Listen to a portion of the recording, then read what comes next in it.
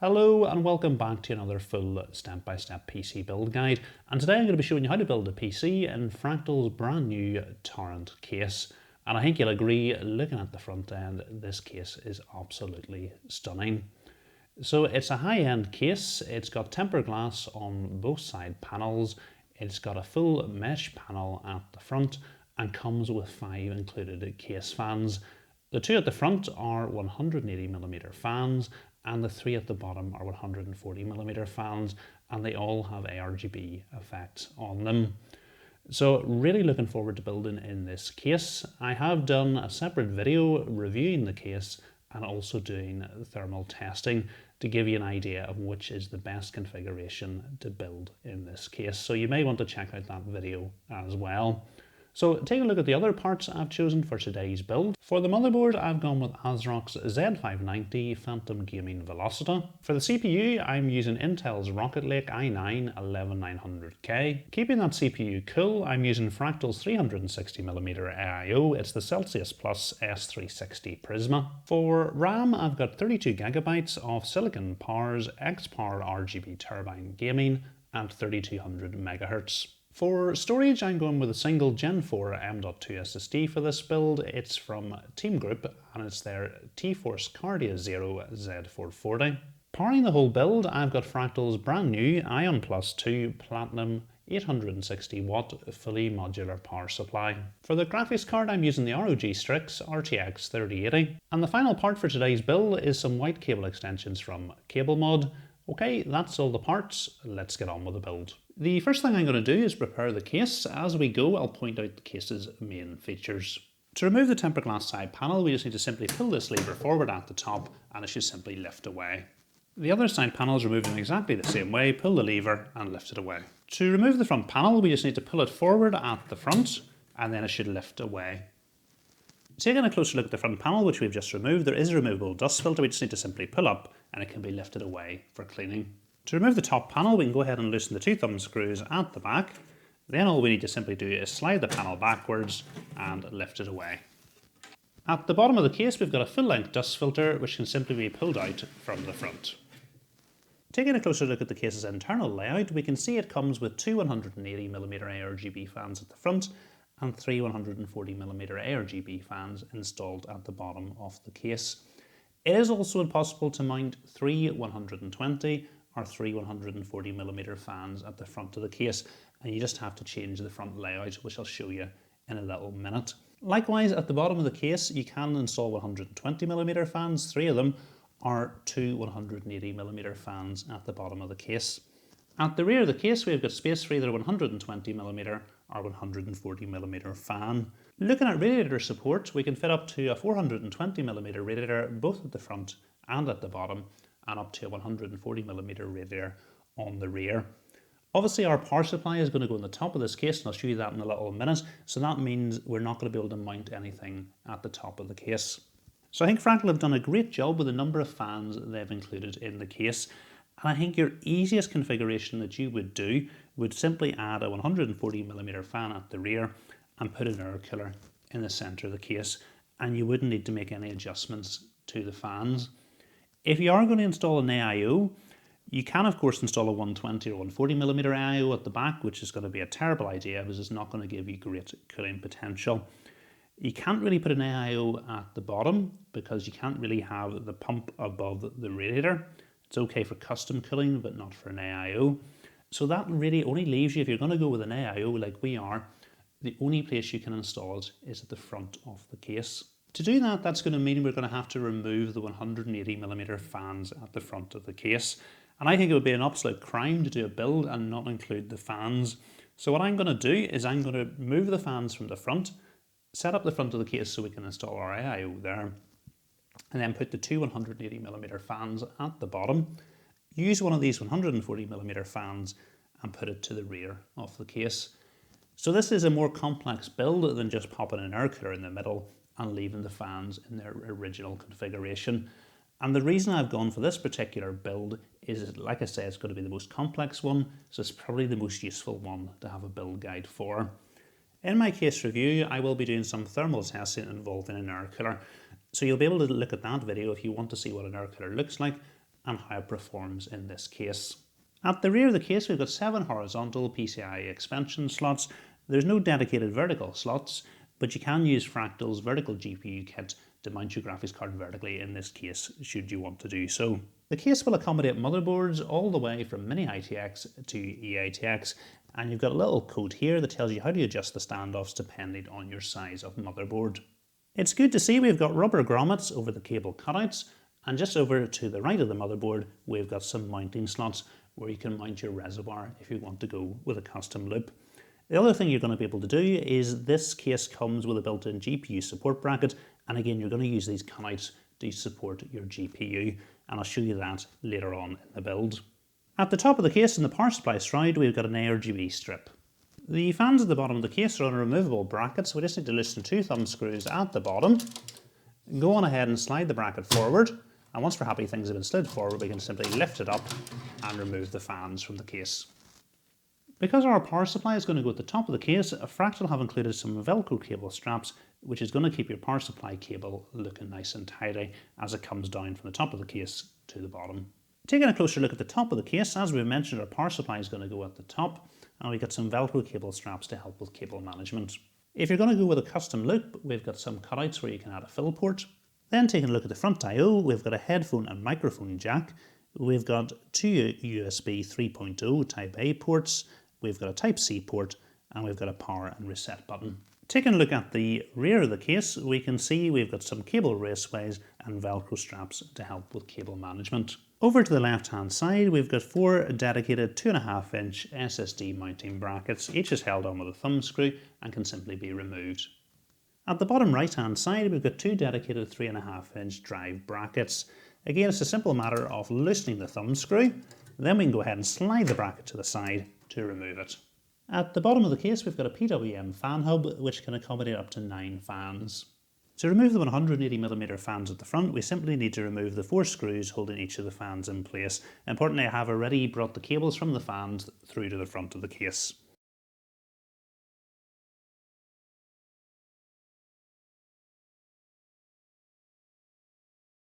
Next we need to remove the 180mm fan brackets at the top and at the bottom. There's 2 screws on each side of each bracket.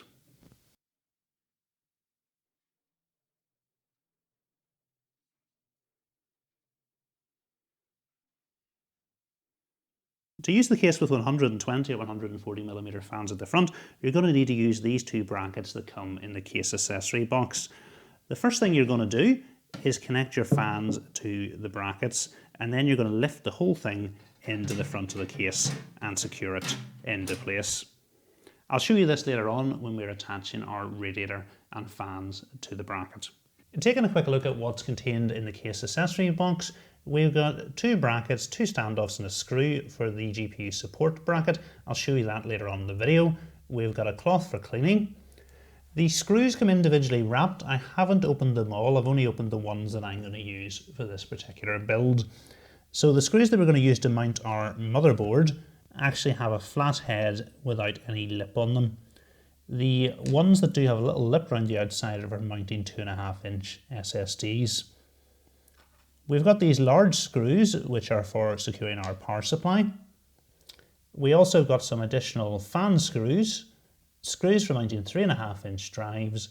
We've got some additional standoffs, a tool for removing and then reattaching the standoffs to the back of the case, and some cable ties.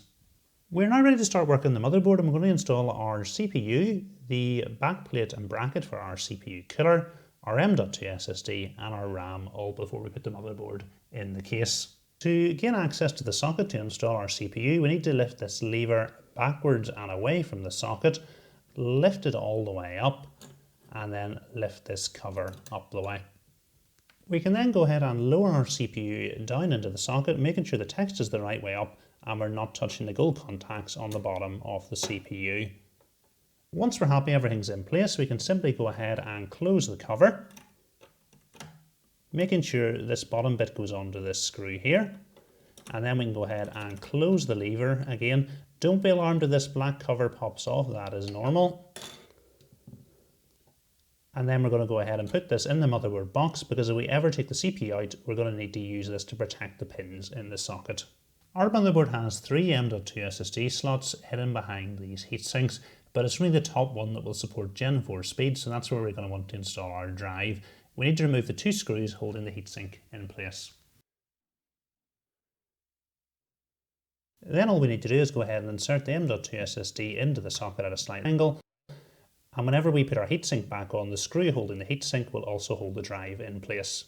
If you're using the motherboard for the first time, on the back of the heatsink there will be some plastic protection you're going to need to remove. I've used this one before, so I can go ahead and skip this step.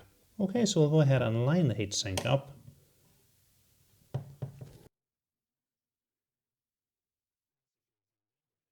We now need to go ahead and open the clips on all 4 of our RAM slots. Next we can go ahead and line our RAM up with the slot. If you look carefully at the 2 gold connectors at the bottom, you'll notice one is longer than the other, so it's important you line it up the right way round. For most RAM kits, the sticker that's got the specifications on it will actually be on the other side of the RAM facing the CPU, so it is important you check your own kit of RAM which way round it should go so you don't damage anything. Once we're happy everything's lined up, it's just some firm pressure on the top. The RAM will clip into place and the clip on the side will close.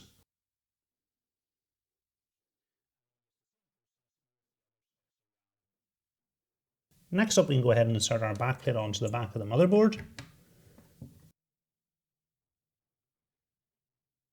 And then we need to screw one of these into each corner of the backplate.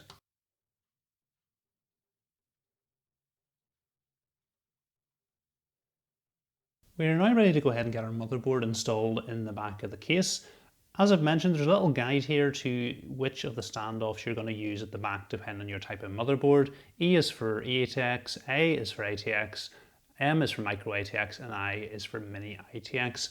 And each of the standoff slots is labelled. So because we're using an ATX motherboard, all our standoffs are in the right place, so we don't need to do anything there. Importantly, the middle standoff looks slightly different to the other standoffs. It's got a long protruding point which is designed to go through the middle hole in the motherboard and hold your motherboard in place and then let you get the rest of the screws in. And importantly, we're not going to need to put a screw in the middle standoff. The only other thing to mention, if your motherboard doesn't have an integrated I/O shield, go ahead and install it now. Ours does, so we can skip this step. So I'm just going to go ahead and line the motherboard up with the cutout at the back of the case and try and get that middle standoff through the motherboard. And that is actually holding our motherboard nicely in place. Then all we need to do is secure our motherboard into place using the screws from the accessory box. Next thing to do is get our case cables plugged in, and we'll start off with our HD audio cable which goes into this header down the bottom left hand side of the motherboard.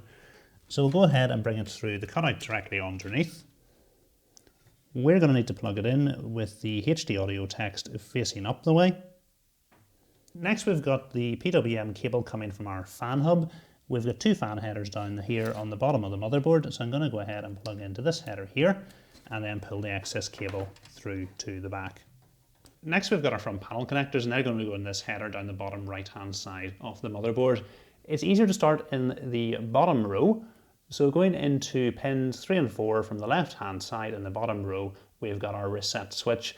It doesn't matter which way this goes, so I'm going to plug it in with the text facing down the way. Moving up to the top row, pins 1 and 2 from the left hand side are power LED positive and then power LED negative. Next to that, into pins 3 and 4 in the top row, we've got our power switch. Again, doesn't matter which way it goes, I'm just going to plug it in with the text facing down the way. And then again, we'll pull any excess cable through to the back of the case. Next up we've got our USB 3.0 cable, and it can go into 2 headers. We've got a header here which is right angled and one here which is forward facing. I think it's going to look much better in the right angle connector. So we'll go ahead and line things up. On second thoughts, it's quite a tight angle to get this cable bent round and into the socket, and I would worry we would damage the pins on this socket. So I'm going to go ahead and plug it into the forward facing connector. Okay, so we'll go ahead and bring it through the cutout, line things up with the header and push into place. Then we've got our Type-C connector which is directly below. Go ahead and line it up with the header and push into place. At the back of the case that leaves us with 2 case cables we haven't plugged in yet. One is a SATA connector which is going to power our fan hub, so we'll plug that into our power supply whenever we install it. And the other is a 3-pin 5V ARGB connector which is going to power the lighting bar on the power supply shroud. Now we could plug this directly into our motherboard, but the problem is our motherboard only has two headers and we're going to need to use one for our fans and one for our AIO. What we can do is our fans have an additional cable that allows you to daisy chain them together, so I'm just going to plug this into our fans and then plug the fans into our motherboard. So we'll plug this cable in later on. We're now ready to go ahead and install our power supply. Our power supply is fully modular, which means none of the cables come plugged in, but I've gone ahead and plugged the cables in that we're going to need. So we've got our 24-pin connector, we've got 3 PCIe cables, 2 EPS cables to provide additional power to our CPU, and I plugged the SATA cable in as well. Although we're not going to install any SATA drives, our fan hub is going to need SATA power. Another step we can take is we've got a little button on the side of the power supply. If we turn it on, our power supply fan will stop spinning when it's under low load levels, further reducing the noise of our PC. I think that's a good idea, so I'm going to go ahead and turn that on. Then into the end of the power supply cables, I've gone ahead and plugged our cable extensions in. I know I'm probably going to get some questions about the cable extensions for our graphics card. This is a single custom cable extension you need to go onto Cable Mods Configurator to make. So all 3 of our PCIe cables are combined and the cable combs go over all 3 cables. So hopefully this is going to give us a cleaner look to our GPU cables at the end. We can now go ahead and install our power supply into the top of the case. Importantly, we are going to want to install it with the intake fan facing down into the case. We've got this vented panel down below. Because there's going to be a solid panel on top, if we were to install it the wrong way round, the power supply would struggle to get any fresh air. So we'll go ahead and lower things in and then slide it all the way to the back of the case. Then we can go ahead and secure the power supply into place using the screws from the accessory box.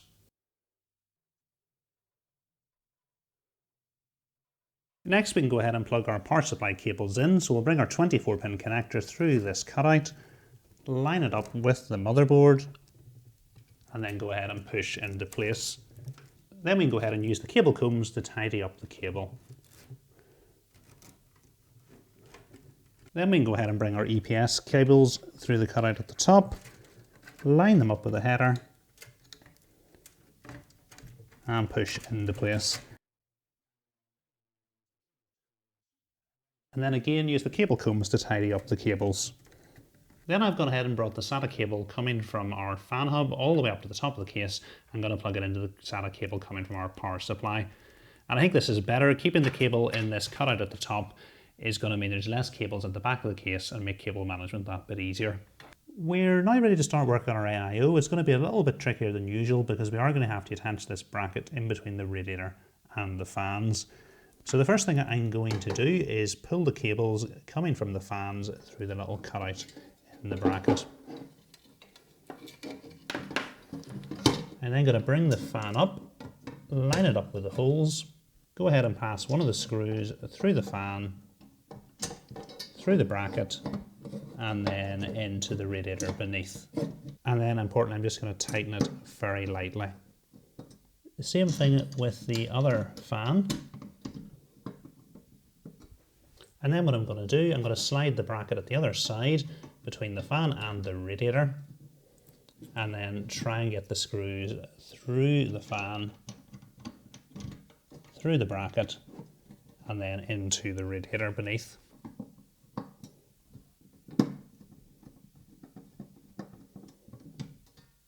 Okay, just the same process with the other 2 fans.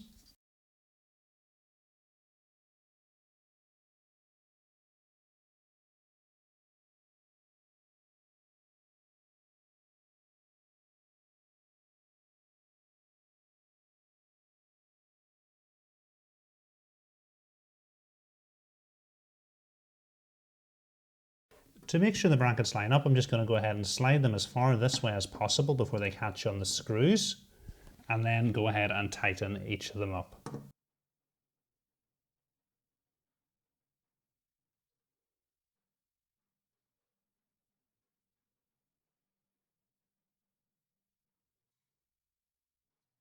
Next thing for us to do is to go ahead and plug the 2 cables coming from each of the fans into the headers on the radiator. Fractal have quite a unique way of setting up their AIOs. Most other ones you'll actually plug into the motherboard, but actually here all the cables are going to go into the radiator. and then the cables from the pump are going to connect into the motherboard. So it's quite a nice way of doing it.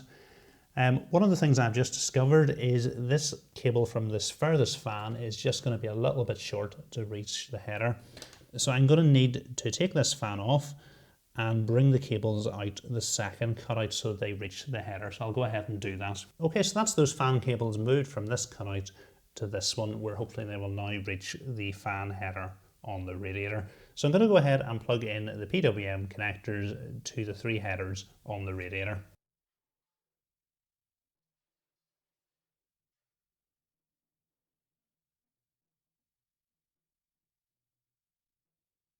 Now, if we look at the ARGB connector on the radiator, there's actually only one ARGB connector, but each of the fans has an ARGB connector coming from it.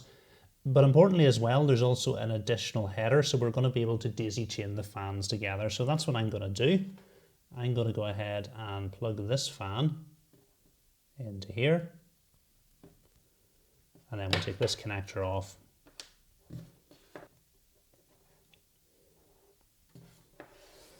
So that's going to mean we're going to have this single connector which we can bring around here and plug into the radiator.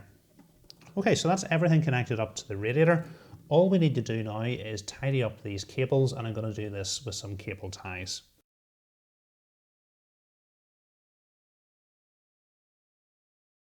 Then we can go ahead and insert our bracket into the front of the case. And again, I'm just going to move these cables at this side through first of all, and then slide things into place.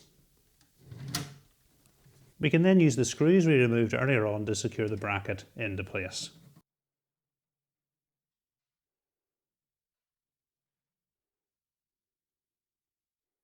Next, we can go ahead and move the plastic protection from the back of the AIO.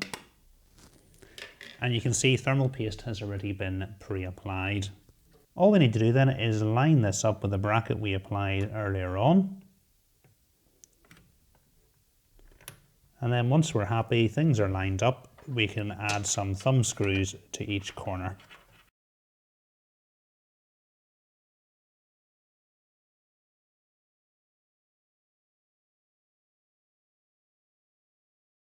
Coming from the pump, we've got a 4-pin PWM connector. We need to plug this into our CPU fan header, which is here at the top of the motherboard.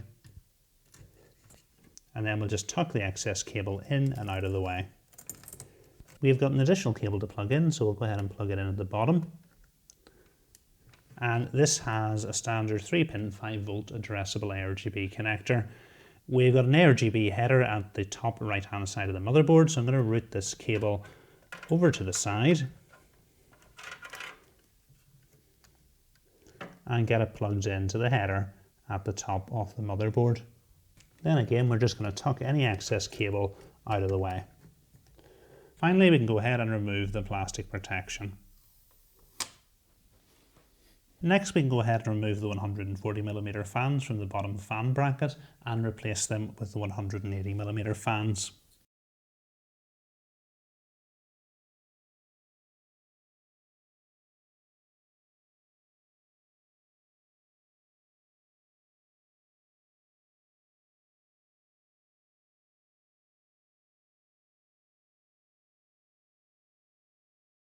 So an important learning point here, we're not going to be able to get the bottom fan bracket in with the front radiator bracket in place. So I'm going to have to go ahead and loosen up the radiator bracket before I can put this in. Okay, with that bracket out of the way, we should be able to go ahead and slide this into place. So again, the other thing I'm observing, these fans are a tight fit at the bottom of the case. We're going to struggle to get cables out the back. And also we're going to have to bring one of the fan cables back in and plug into this ARGB header at the bottom. So what I'm going to do, I'm going to remove this, put the cables through the back, plug the cable in first, and then put the bracket back into place. So what I'm going to do, I'm going to bring this bracket out, and then I'm going to take the cables from the fans and feed them through to the back of the case. I'm going to take the RGB cable coming from this end fan and plug it into this header down at the bottom of the motherboard, and then bring the rest of the cable through to the back. Okay, then we'll go ahead and bring the fan bracket back into place, pulling the excess cable through as we go.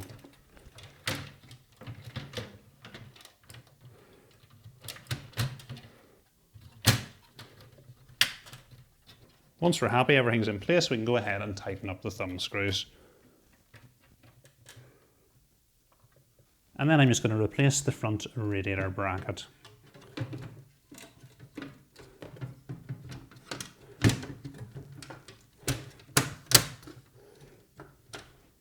So what I'm now struggling to do is actually get the radiator bracket at the front back on because the fans are too close.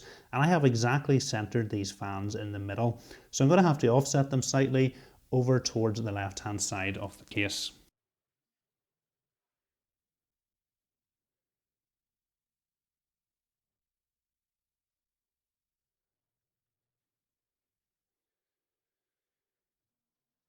And then we'll go ahead and reattach the radiator bracket at the front.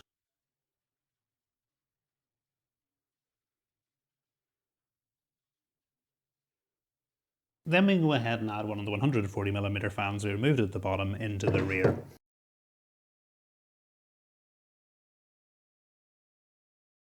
So I've just checked and the PWM fan cable coming from here isn't long enough to reach all the way down to the other side of the case. We do have an additional fan header just here, so I'm going to go ahead and plug it into here rather than bringing it back to the fan hub. So I'll bring the cable back into the case and go ahead and plug it into this fan header.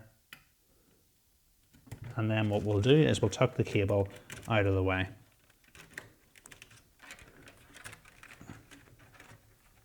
Coming from our two bottom fans, we've got a PWM fan connector, so I'm going to go ahead and plug these into our fan hub at the bottom here.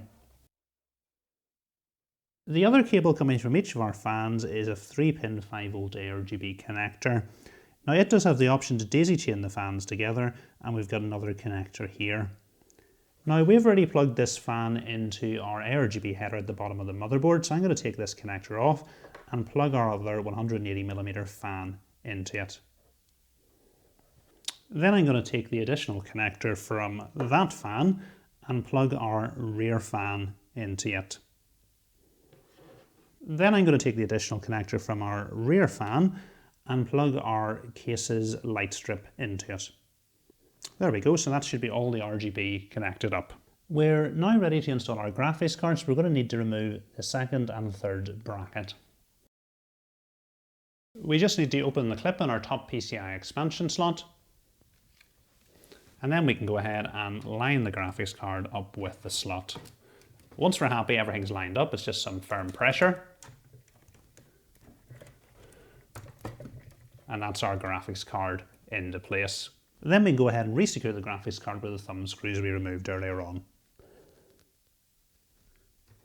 Because we have a quite large graphics card, I am going to use the GPU support bracket. So we need to put this bracket together like this. And then we're going to take this screw here and secure it together. Now I'm only going to put the screw in loosely so that I am then able to slide the bracket up and down, and we'll tighten it up once we've got it in at the right place. This is also flexible as well, so we can move this back and forth and then tighten it up once it's in the right place. Okay, so I'm going to go ahead and slide the bracket in, and then we'll line it up with the two cutouts at the back of the case, and then I'll go ahead and attach it at the back with the thumb screws.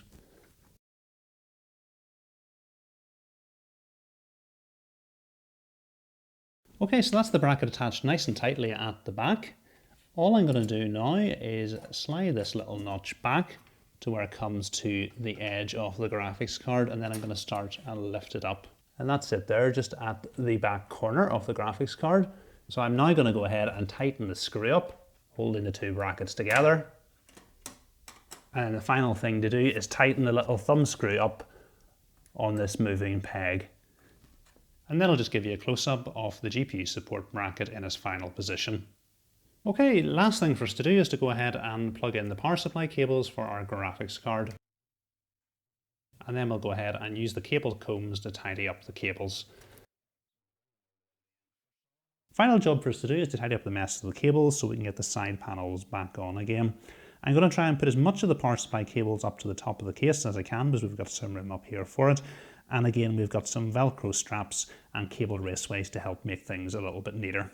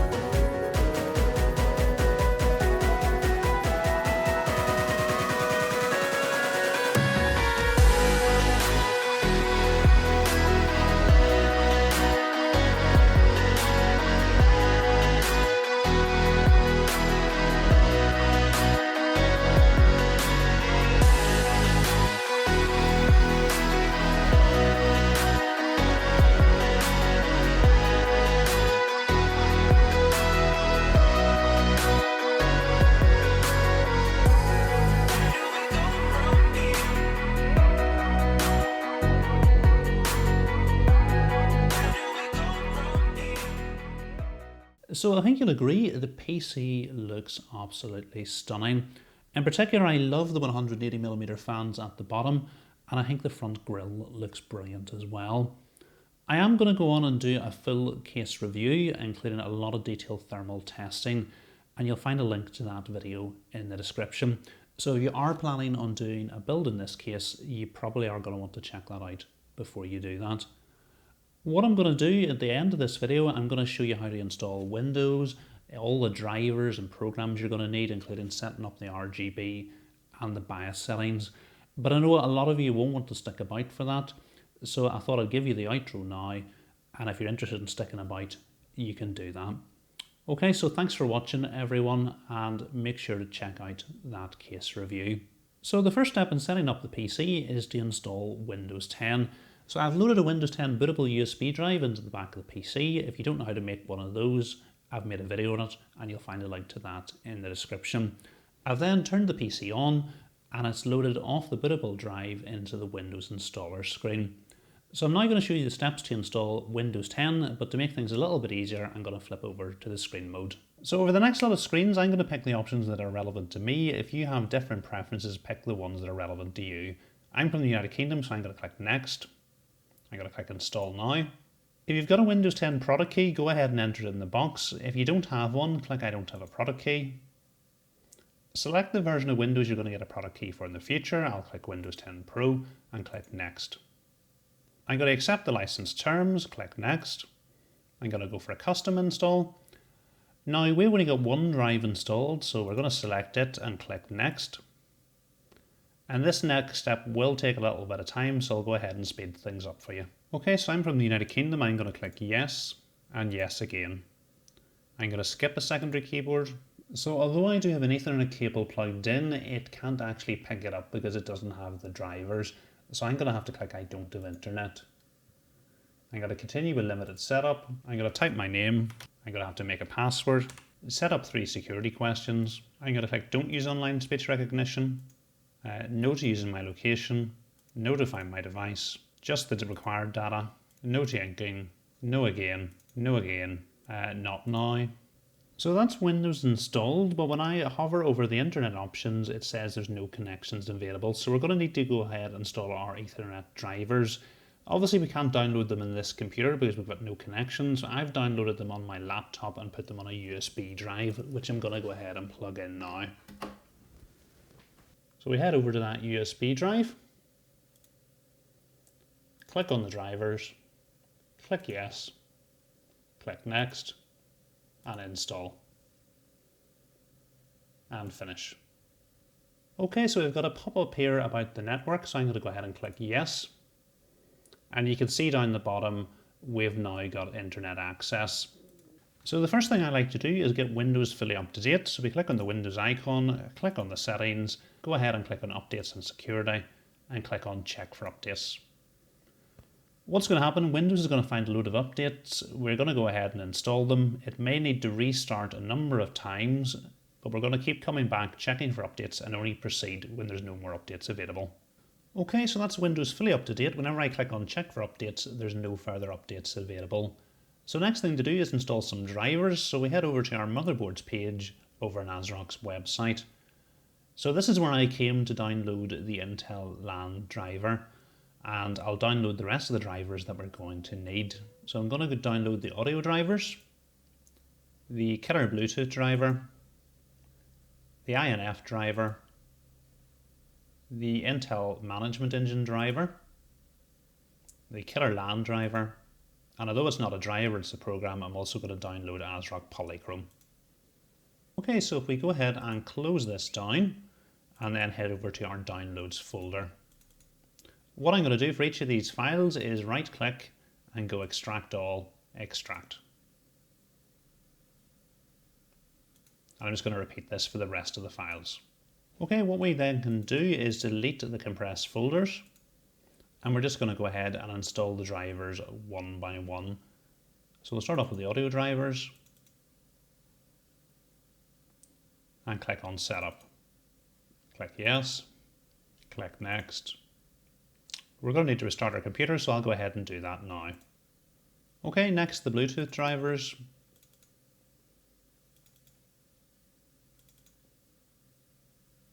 Click next. Accept the terms, next. Just go for typical install, install. Click yes.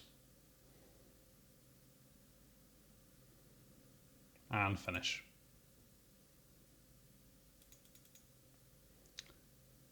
Okay, we'll click on the INF drivers.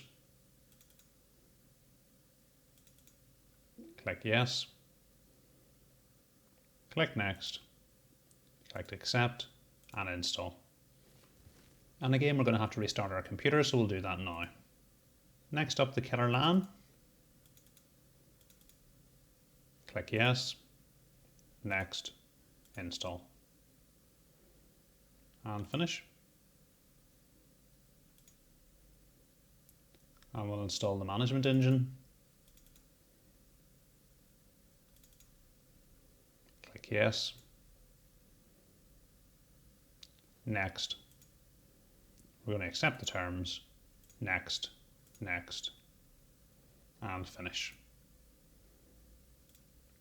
And then finally Polychrome.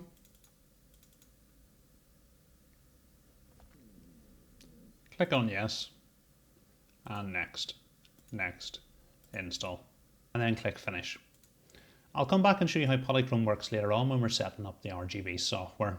So just before we leave our motherboards page, I'm going to click on the BIOS tab, and I'm going to go ahead and download the latest version of the BIOS, which is 1.5.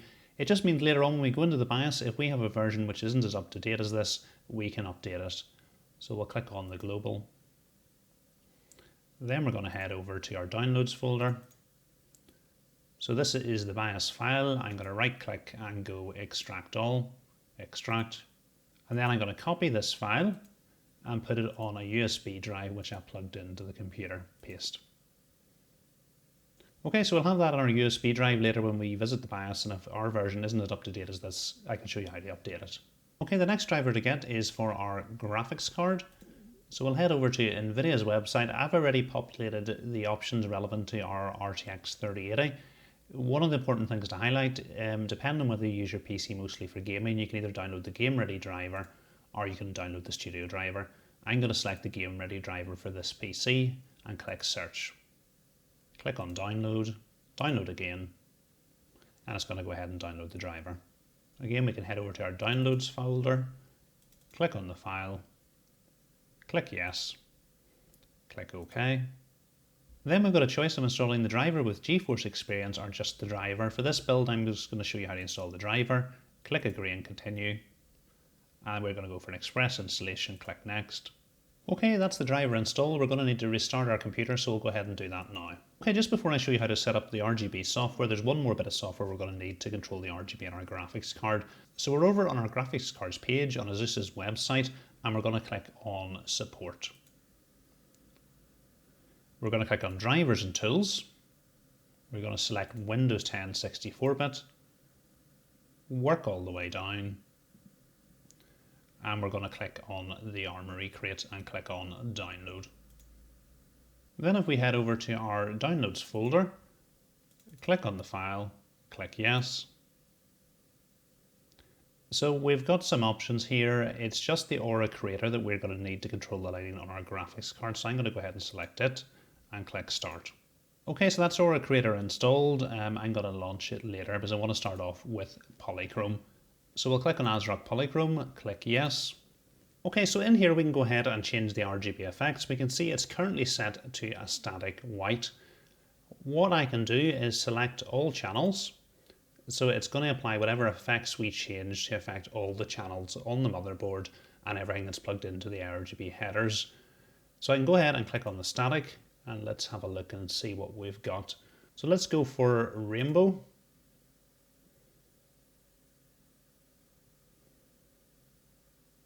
And then you'll notice that all the RGB effects in the case have changed to rainbow. So I definitely don't think this looks as good as static white, so I'm going to go back to a static white. Now quite often in the ASRock Polychrome, it does give you an option to adjust the RAM. For some reason it won't let me select on it here. But actually I'm quite happy with the current appearance of the RAM, so we'll go ahead and close this down. Then we'll go ahead and head over to the Aura Creator. We're going to accept the terms. I'm just going to skip this. Then if we head over to PC Components, okay, so I'm going to go ahead and select our graphics card and click Set as Layer. I'm then going to go for a static color and drag it onto the layer. At the moment it's currently set to red, so we'll go into the red, and again I would like our graphics card to be white, so I'm going to drag this all the way up to the top.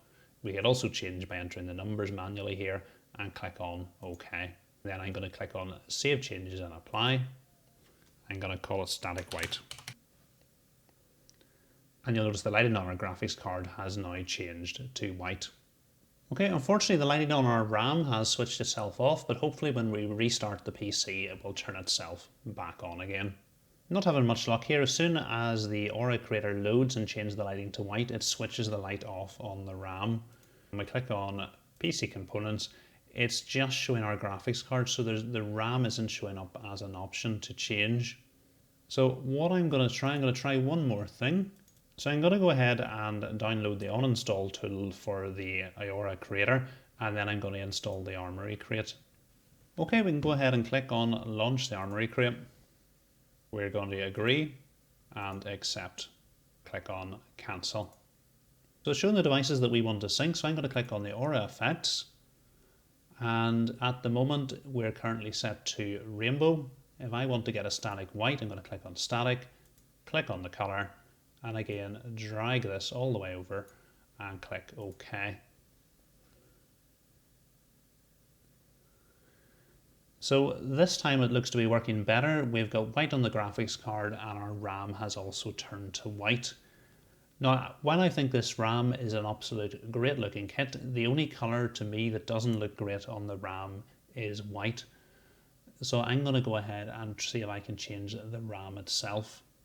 So if I go back to Sync Devices and click on the memory, so the memory has changed back while the graphics card has stayed. So this would be my ideal setup for this particular PC. Okay, so I'm going to go ahead and close things down. Okay, so that's the PC looking just the way I want it to be. Next thing I'm going to do is head over to the BIOS. So to get into the BIOS, we need to restart our computer. Click on Restart. And whenever the screen goes black, we're going to start pressing the delete key, and that should take us into the BIOS.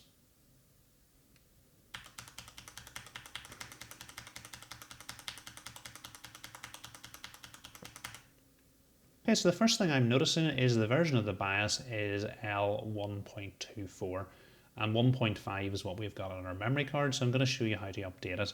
Importantly, I wouldn't recommend just updating your BIOS for the sake of it if your PC is working well and you don't need any of the new features that the new version offers. The reason is if something goes wrong during the BIOS update, you can actually brick your motherboard. I'm going to show you though how to do it in case you need to. So we're going to go down to the tools and click on Instant Flash. It's found our version on our USB drive and we're going to click on Update and click Yes. And then it's really important the PC doesn't lose power during the update. Okay, so that's updated successfully. We'll go ahead and hit Enter to reboot the system. Okay, we're back into the BIOS and we can see that we've updated to version 1.5 successfully. So there's a few other settings I want to change in the BIOS, so we're going to head over to the advanced mode. So the first thing I'm noticing is our RAM is currently running at 2666 MHz, whereas it can run at 3200 MHz. So we head over to OC Tweaker and we're going to click on DRAM configuration. I'm going to click on Load XMP setting and I'm going to select Profile 1. We can see Profile 1 here is 3200 MHz. Okay, next thing to do is click on CPU configuration. We're going to go ahead and scan down. And what we can see that Intel's Adaptive Boost technology is currently disabled. We have the option to turn it on or not. As we've got a 360mm AIO as a front intake, I think our PC is going to be able to handle this. So I'm going to go ahead and turn it on. Okay, if we go ahead and click on the Advanced tab and then click on Chipset Configuration. Next thing I want to do is enable the resizable bar for the GPU. To do that, we're going to have to turn on above 4G decoding. Click Enable. Now, ASRock call this Clever Access Memory, so I'm going to go ahead and enable this. Next thing to do is have a look at our fans and check they're running the way I want them to. So we'll click on Hardware Monitor. Okay, and we'll go ahead and scan down. Okay, so CPU fan 1 is where we have plugged our AIO, and that is a combination of running our fans on our radiator and also our pump. So it's currently set to standard mode. I'm happy enough with that, so I'm going to leave it on standard mode. So the only other fan headers that we have something plugged into are chassis fan 1, where we've got our rear fan. So I'm going to click on PWM mode. This is a 4-pin connector. It's running in standard mode, which I'm happy with. It's working off the motherboard temperature. I would rather have it working off the CPU temperature. So I'm going to monitor the CPU. And then I'm just going to set fan 2 up the same way. I'm going to change it over to PWM mode, and this is where our fan hub is plugged into. Standard mode, and I'm going to monitor the CPU. Okay, to save our changes, we just need to click on Exit and Save Changes and Exit. It's going to give us a summary of everything that we have done. We're going to click Yes, and then the PC will boot back into Windows. Okay, that's just back into Windows. First thing I want to do is check those changes have been applied. So we right click on the Windows icon, go to Task Manager, click on More Details, click on Performance, click on Memory. We can see our RAM is running at 3200 MHz. Next, I want to check Resizable bar has been enabled. So we click down here and click on the NVIDIA settings. We're going to agree and continue. And then we want to click on System Information, and Resizable bar has been enabled. So we can go ahead and close that down. Okay, that's the PC up and running just the way I would like it to be. So hopefully you found this video useful. If you have, please remember to give it a thumbs up. And if you're not currently subscribed to the channel, please hit the subscribe button as well. Thanks for watching.